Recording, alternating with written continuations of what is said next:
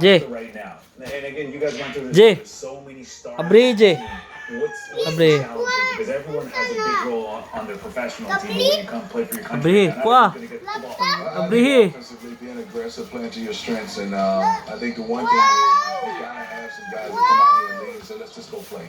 Because everybody, you start overpassing. That's the one thing offensively. You start overpassing. You Ibag daw, start ibag. understanding Angin how maka. these guys play with the basketball in their hand, and then obviously understanding the internet Suot. they use are totally Wow. different. Defensively, Suot daw, suot. one thing is Isuot niya, tay. you gotta look at it and say, hey, we gotta communicate a lot, and I think that's the one thing this team has some great communicators there. What's gonna be the biggest challenge? Wow.